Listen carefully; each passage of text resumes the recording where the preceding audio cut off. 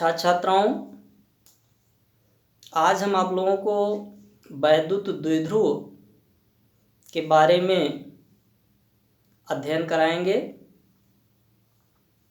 वैद्युत द्विध्रुव एक ऐसा निकाय होता है जो दो विपरीत प्रकार के आवेशों से मिलकर बना होता है और इनके बीच की दूरी बहुत कम होती है, अति अल्प होती है। हम कह सकते हैं कि वैद्युत द्विध्रुव वह निकाय है जिसमें दो बराबर किंतु विपरीत प्रकार के आवेश एक दूसरे से अल्प दूरी पर स्थित होते हैं। उसे हम वैद्युत द्विध्रुव कहते हैं। अब हम देखेंगे वैद्युत द्विध्रुव का आघूर्ण। वैद्युत द्विध्रुव का आघूर्ण क्या होता है? वैद्युत द्विध्रुव के आघूर्ण में हम देखेंगे कि किसी वैद्युत द्विध्रुव में कोई एक आवेश, चाहे ऋण आवेश चाहे धन आवेश, कोई एक आवेश तथा दोनों आवेशों के बीच की दूरी के गुणनफल को वैद्युत द्विध्रुव का आघूर्ण कहते हैं। वैद्युत द्विध्रुव का आघूर्ण क्या है? किसी वैद्युत द्विध्रुव में द्विध्रुव के किसी एक आवेश तथा उनके बीच की दूरी के गुणनफल को वैद्युत द्विध्रुव का आघूर्ण कहते हैं। वैद्युत द्विध्रुव के आघूर्ण को स्मॉल p से प्रदर्शित करते हैं। हम मान लेते हैं कि कोई वैद्युत द्विध्रुव जो कि -q तथा +q आवेश से मिलकर बना है, जिनके बीच की दूरी क्या है? 12 मीटर है। तब वैद्युत द्विध्रुव का आघूर्ण क्या होता है? P = कोई एक आवेश Q और गुणे उनके बीच की दूरी 2L, दोनों आवेश और उनके बीच की दूरी। तो वैद्युत द्विध्रुव का आघूर्ण क्या होगा?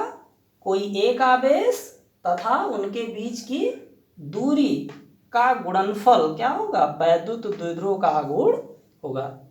अतः P = क्या? Q × 2L या P = 2QL। वैद्युत द्विध्रुव एक सदिश राशि होती है जिसकी दिशा द्विध्रुव के ऋण आवेश से धन आवेश की ओर होती है। वैद्युत द्विध्रुव का मात्रक कूलाम मीटर है तथा विमीय सूत्र LTA है। वैद्युत द्विध्रुव के उदाहरण कुछ हैं, जैसे हाइड्रोजन क्लोराइड, जल, हाइड्रोजन ब्रोमाइड, अमोनिया NH3 और मेथेन CH4 आदि। ये सब वैद्युत द्विध्रुव के उदाहरण हैं। हम वैद्युत द्विध्रुव से संबंधित कुछ अन्य परिभाषाओं को पढ़ेंगे। छात्राओं, हम पढ़ेंगे वैद्युत द्विध्रुव के कारण किसी बिंदु पर वैद्युत क्षेत्र की तीव्रता। इसमें सबसे पहले हम पढ़ते हैं वैद्युत द्विध्रुव के अक्षीय स्थिति में स्थित किसी बिंदु पर वैद्युत क्षेत्र की तीव्रता। तो सबसे पहले हम मान लेते हैं कि माना कोई वैद्युत द्विध्रुव AB -q तथा +q आवेश से मिलकर बना है तथा K परावैद्युतांक माध्यम में रखा है। द्विध्रुव की लंबाई 2L मीटर है। द्विध्रुव के मध्य बिंदु O से स्मॉल r दूरी पर स्थित कोई बिंदु P है जिस पर वैद्युत क्षेत्र की तीव्रता का मान ज्ञात करना है। छात्राओं, आप देख रहे होंगे कि द्विध्रुव के मध्य बिंदु से r दूरी पर वैद्युत क्षेत्र की तीव्रता ज्ञात करना है। तो यहाँ पर हम देखेंगे कि बिंदु बी से अगर हम दूरी ज्ञात करें तो आर में से यल, चूंकि द्विध्रुव की पूरी लंबाई 2l है तो आधी लंबाई l हो जाएगा, आधी लंबाई l हो जाएगा।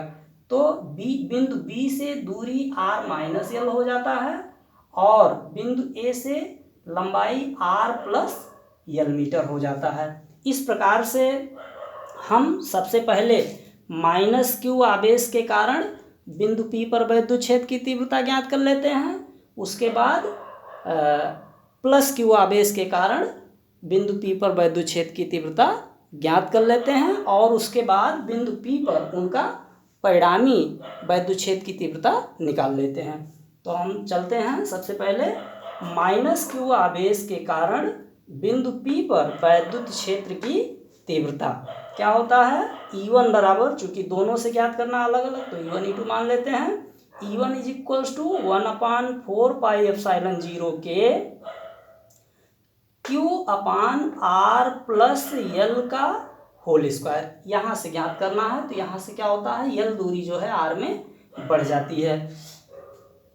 इसी प्रकार प्लस क्यू आवेश के कारण बिंदु P पर वैद्युत क्षेत्र की तीव्रता E2 बराबर 1/4 पाई एप्सिलॉन 0 के Q upon R minus L का होल स्क्वायर। अब हम जान रहे हैं, हमने कल आप लोगों को बताया था कि जो बिंदु आवेश के नज़दीक होता है वहाँ पर वैद्युत क्षेत्र की तीव्रता अधिक होती है, जो बिंदु आवेश से दूर होता है वहाँ पर वैद्युत क्षेत्र की तीव्रता कम होती है। इस प्रकार से अगर हम देखें तो माइनस क्यू आवेश से बिंदु P की दूरी अधिक है जबकि प्लस क्यू आवेश से बिंदु P की दूरी कम है। तो माइनस क्यू आवेश के कारण जो वैद्युत क्षेत्र की तीव्रता होगी वो कम होगी और प्लस क्यू आवेश के कारण जो होगी वो अधिक होगी। इसका मतलब क्या कि E1 हमारा E2 से कम होगा। तीव्रता E2 is greater than E1, मतलब तीव्रता E2 का मान अधिक है तीव्रता E1 से। तब बिंदु P पर परिणामी वैद्युत क्षेत्र की तीव्रता क्या हो जाएगी, ज़्यादा में से कम को घटा देंगे। E is equals to E2 minus E1 या E बराबर 1/4 पाई एप्सिलॉन 0 के Q upon R minus L का स्क्वायर माइनस 1/4 पाई एप्सिलॉन 0 के Q upon R plus L का स्क्वायर होल स्क्वायर। अब यहाँ से हम क्या कर रहे हैं, देखो हमारा Q अपान 4 पाई एप्सिलॉन 0 के कॉमन है, बाहर निकाल लेते हैं। अंदर जो बच रहा है 1/r माइनस L का whole square minus 1/r plus L का होल स्क्वायर या वैद्युत क्षेत्र की तीव्रता E बराबर Q अपान 4 पाई एप्सिलॉन 0 के R प्लस L का whole square minus R minus L का होल स्क्वायर अपान नीचे वर्गांतर का नियम लग जाएगा R square minus L square का होल स्क्वायर। अब हम क्या करेंगे, ये जो वर्ग है होल वर्ग है इनको हम तोड़ देंगे। तो E is equals to Q upon 4 pi epsilon 0 के अंदर हम चलते हैं ब्रैकेट के R square A square plus B square के टर्म में R square plus L square plus 2RL। इसी प्रकार से इनको भी तोड़ेंगे तो लास्ट वाला ये माइनस होगा, लेकिन इस माइनस की वजह से चिन्ह बदल जाएंगे। तो minus R square minus L square और plus 2RL upon R square minus L square का होल स्क्वायर या E is equals to Q upon 4 pi epsilon 0 के 4RL 2RL ये है और 2RL ये है upon R square minus L square का होल स्क्वायर या E is equals to 1/4 pi epsilon 0 के, और क्या, इस 4 को हम क्या कर रहे हैं, दो पार्ट में 2 × 2 कर दे रहे हैं। तो 2 × 2QL, ये Q हम यहाँ ले आके रख देते हैं और इंटू R। हम जानते हैं कि 2ql। 2ql बराबर क्या होता है, वैद्युत द्विध्रुव का आघूर्ण P होता है। और अगर R हमारा क्या हो, ये देख रहे हैं ना, R वैद्युत द्विध्रुव क्या है, वैद्युत द्विध्रुव की लंबाई जो होती है वो अति अल्प होती है। तो यदि R is very very greater than L, R का मान जो है वैद्युत द्विध्रुव की लंबाई से बहुत अधिक हो, तब वैद्युत द्विध्रुव की लंबाई के आधे का वर्ग जो होगा वो और भी छोटा होगा, इसलिए उसको हम क्या करेंगे, नगण्य मान लेंगे।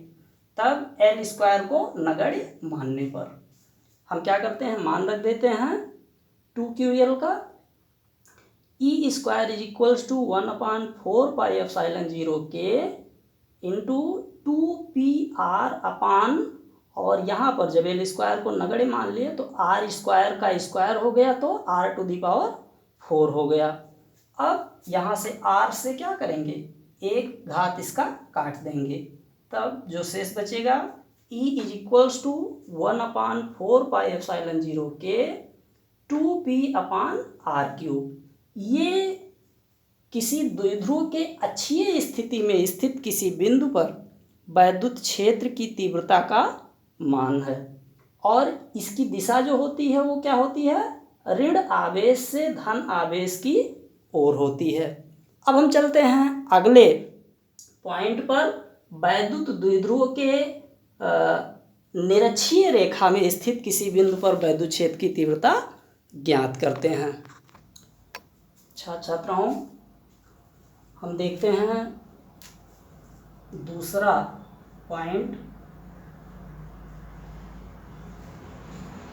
वैद्युत द्विध्रुव के निरक्षीय स्थिति में स्थित किसी बिंदु पर वैद्युत क्षेत्र की तीव्रता। निरक्षीय स्थिति में, पार्श्व स्थिति में या विषुवत स्थिति में, कुछ भी कह सकते हैं, ये दोनों जो है तीन नाम इसके हैं।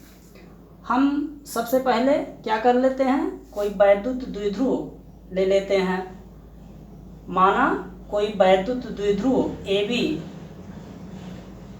-q तथा +q आवेश से मिलकर बना है, जिसकी लंबाई 2l है, के परावैद्युतांक माध्यम में रखा गया है। वैद्युत द्विध्रुव के मध्य बिंदु O से r दूरी पर स्थित निरक्षीय रेखा में स्थित कोई बिंदु P है, जिस पर वैद्युत क्षेत्र की तीव्रता ज्ञात करनी है। ये जानने से पहले हम देख रहे हैं कि जो वैद्युत द्विध्रुव के सिरे हैं -q +q, यहाँ से ये तिर्यक जो है ऊंचाई हमें ज्ञात करना है। तो हम जानते हैं कि द्विध्रुव की आधी लंबाई l है और ये आपका r है, तो पाइथागोरस प्रमेय से ये दूरी हमारी हो जाएगी r² + l² या √r² + l²।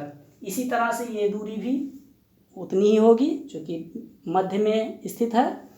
तो हम जानते हैं कि -q के कारण ज्ञात कर लेते हैं वैद्युत क्षेत्र की तीव्रता बिंदु P पर, फिर +q के कारण ज्ञात कर लेते हैं और उसका निष्कर्ष कुछ निकालते हैं। तो -q आवेश के कारण बिंदु P पर वैद्युत क्षेत्र की तीव्रता E1 is equals to 1/4πε0k q/r² + l² यानी वर्गमूल का वर्ग। ये रिजल्ट हमारा निकल के आता है 1/4πε0k q/r² + l²। इसी प्रकार +q आवेश के कारण बिंदु P पर वैद्युत क्षेत्र की तीव्रता E2 बराबर 1/4πε0k q/r² + l²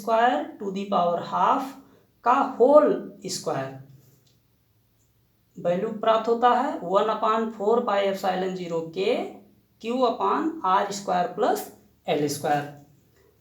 छात्राओं, हम जानते हैं कि द्विध्रुव के मध्य बिंदु से निरक्षीय रेखा में लिया गया है, तो यहाँ पर जो वैद्युत द्विध्रुव के कारण, इनके ध्रुवों के कारण जो वैद्युत क्षेत्र की तीव्रता प्राप्त हो रही है वो आपका है E1 -q आवेश के कारण E1 है, जिसके दो घटक तैयार हो रहे हैं। E1 साइन थीटा लंबवत घटक, द्विध्रुव के लंबवत घटक और द्विध्रुव के अक्षीय घटक, ये जो है E1 कास थीटा है। इसी प्रकार से प्लस क्यू आवेश के कारण जो वैद्युत क्षेत्र की तीव्रता प्राप्त हो रहा है वो E2 प्राप्त हो रहा है, लेकिन द्विध्रुव के लंबवत घटक की जब बात करते हैं तो E2 साइन थीटा और अक्षीय घटक, ये द्विध्रुव है, द्विध्रुव के अक्ष में इस रूप में, ये आपका E2 कास थीटा। हम देख रहे हैं कि E1 साइन थीटा और E2 साइन थीटा ये परस्पर एक दूसरे के दिशा में विपरीत, परिमाण में समान होने के कारण क्या होंगे, आपस में निरस्त हो जाएंगे। केवल उनके अक्षीय घटक जो है E1 कास थीटा और E2 कास थीटा बचेंगे, जो कि आपस में जुड़ जाएंगे और वही क्या होंगे, इसके परिणामी वैद्युत क्षेत्र की तीव्रता का निर्माण करेंगे। तो इस प्रकार से हम देख रहे हैं कि E1 sine theta, E2 sine theta लंबवत घटक आपस में निरस्त हो रहे हैं, केवल E1 कास थीटा और E2 कास थीटा आपस में जुड़ रहे हैं। तो बिंदु P पर परिणामी वैद्युत क्षेत्र की तीव्रता क्या होगी, E बराबर E1 cos theta plus E2 cos theta. E बराबर 1/4 पाई, इनका मान रख दीजिए, 1/4 पाई एप्सिलॉन 0 के Q upon R square plus L square into cos theta, plus E2 का मान रख दीजिए 1/4 पाई एप्सिलॉन 0 के Q upon R square plus L square into cos theta. ये जो E1 और E2 का मान आप निकाले हैं वहीं से रखा जा रहा है। इस प्रकार से देख रहे हैं दोनों मान समान हैं, इसलिए ये आपस में जुड़ जाते हैं। E बराबर 1/4 पाई एप्सिलॉन 0 के Q upon R square plus L square into 2 cos theta. Cos theta का मान रख देते हैं, कास थीटा बराबर क्या होगा, ये आपका हो जाएगा आधार बटे कर्ण। तो आधार हमारा कितना होगा, यहाँ पे L होगा और कर्ण क्या होगा, under root R square plus L square या R square plus L square to the power half. ये मान जो है हम लाके क्या करते हैं, कास थीटा के मान पर रख देते हैं। E बराबर 1/4 पाई एप्सिलॉन 0 के Q upon R square plus L square into 2 और इंटू कास थीटा का मान L upon R square plus L square to the power half. हम इनकी जो आधार हैं इनको हम जोड़ लेते हैं, गुणा करते समय अगर आधार समान है तो जुड़ जाते हैं उनके घातें। तो यहाँ पे 1 है, यहाँ पे 1/2 है, दोनों जुड़ेंगे तो 3/2 हो जाएंगे। इस प्रकार से वैद्युत क्षेत्र की तीव्रता E बराबर क्या होता है, 1/4 पाई एप्सिलॉन 0 के into 2QL upon R square plus L square to the power 3/2। अब यहाँ हम देखते हैं कि जो R हमारा है वो वैद्युत द्विध्रुव की अपेक्षा क्या है, बहुत बड़ा है। यदि L is very very greater than L, तो यदि R is very very greater than L तो L स्क्वायर को और भी क्या हो जाएगा, छोटा हो जाएगा R स्क्वायर की अपेक्षा। तो L स्क्वायर को हम नगण्य मान लेते हैं, नगण्य मानने पर, तथा 2QL बराबर P वैद्युत द्विध्रुव के आघूर्ण हम मान रख देते हैं। E बराबर क्या हो जाएगा, 1/4 पाई एप्सिलॉन 0 के P अपान R क्यूब न्यूटन प्रति कूलम, और इसकी दिशा क्या होगी, ऋण आवेश से धन आवेश की ओर होगी। तो छात्र छात्राओं, ये 2 पॉइंट्स जो आपके अभी बताए गए ये बहुत ही इम्पॉर्टेंट हैं और निश्चित रूप से इन दोनों में से कोई एक परीक्षा में हर वर्ष अवश्य पूछा जाता है। तो हम आशा करते हैं कि आप लोग बेहतर ढंग से इसको समझे होंगे। अगर कोई समस्या, कोई प्रॉब्लम होती है तो कमेंट बॉक्स में या व्यक्तिगत माध्यम से आप उसका जो है जानकारी प्राप्त कर सकते हैं। धन्यवाद।